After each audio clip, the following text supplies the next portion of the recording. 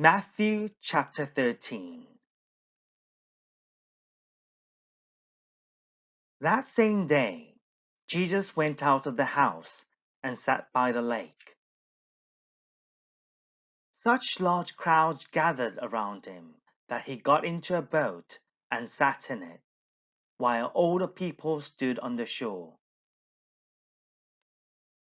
Then he told them many things in parables, saying, A farmer went out to sow his seed. As he was scattering the seed, some fell along the path, and the birds came and ate it up.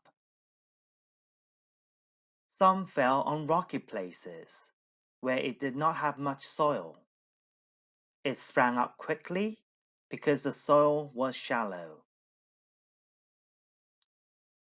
But when the sun came up, the plants were scorched, and they withered because they had no root.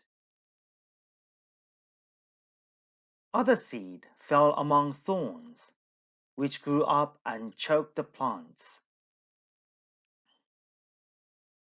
Still, other seed fell on good soil, where it produced a crop, 100, 60, or 30 times what was sown.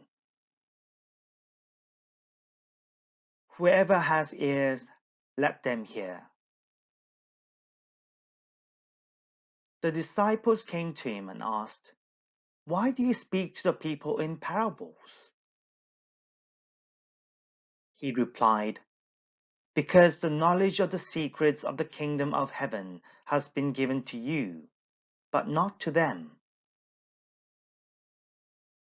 Whoever has will be given more, and they will have an abundance. Whoever does not have, even what they have will be taken from them. This is why I speak to them in parables. Though seeing, they do not see. Though hearing, they do not hear or understand. In them is fulfilled the prophecy of Isaiah. You will be ever hearing, but never understanding. You will be ever seeing, but never perceiving. For this people's heart has become calloused. They hardly hear with their ears, and they have closed their eyes. Otherwise they might see with their eyes, hear with their ears, understand with their hearts, and turn, and I would heal them. But blessed are your eyes, because they see, and your ears, because they hear. For truly I tell you, many prophets and righteous people long to see what you see, but did not see it, and to hear what you hear, but did not hear it. Listen then to what the parable of the sower means. When anyone hears the message about the kingdom and does not understand it, the evil one comes and snatches away what was sown in their heart. This is the seed sown along the path. The seed falling on rocky ground refers to someone who hears the word and at once receives it with joy. But since they have no root, they last only a short time. When trouble or persecution comes because of the word, they quickly fall away. The seed falling among the thorns refers to someone who hears the word, but the worries of this life and the deceitfulness of wealth choke the word, making it unfruitful. But the seed falling on good soil refers to someone who hears the word and understands it. This is the one who produces a crop yielding 100, 60, or 30 times what was sown. Jesus told them another parable. The kingdom of heaven is like a man who sowed good seed in his field. But while everyone was sleeping, his enemy came and sowed weeds among the wheat and went away. When the wheat sprouted and formed heads, then the weeds also appeared. The owner's servants came to him and said, "Sir, didn't you sow good seed in your field? Where then did the weeds come from?" "An enemy did this," he replied.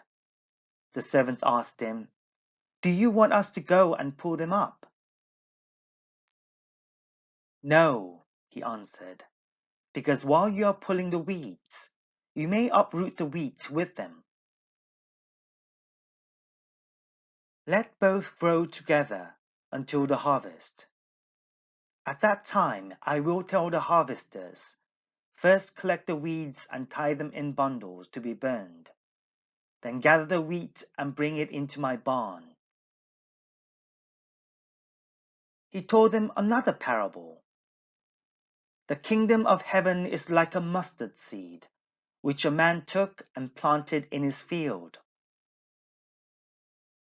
Though it is the smallest of all seeds, yet when it grows, it is the largest of garden plants and becomes a tree, so that the birds come and perch in its branches. He told them still another parable. The kingdom of heaven is like yeast that a woman took and mixed into about 60 pounds of flour until it worked all through the dough. Jesus spoke all these things to the crowd in parables. He did not say anything to them without using a parable. So was fulfilled what was spoken through the prophet. "I will open my mouth in parables. I will utter things hidden since the creation of the world." Then he left the crowd and went into the house. His disciples came to him and said, "Explain to us the parable of the weeds in the field." He answered, "The one who sowed the good seed is the Son of Man. The field is the world, and the good seed stands for the people of the kingdom. The weeds are the people of the evil one, and the enemy who sows them is the devil. The harvest is the end of the age, and the harvesters are angels.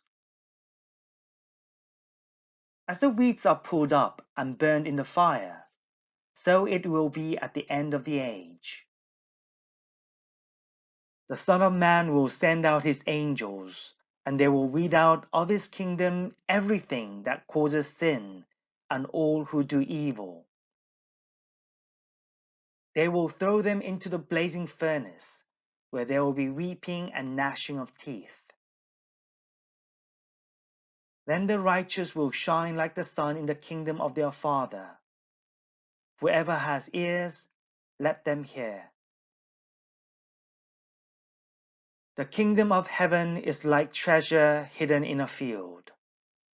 When a man found it, he hid it again, and then in his joy went and sold all he had and bought that field.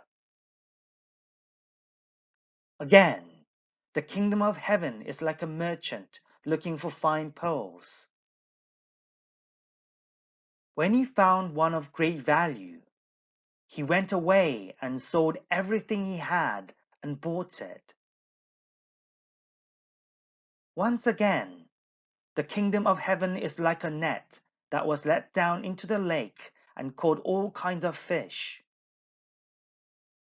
When it was full, the fishermen pulled it up on the shore.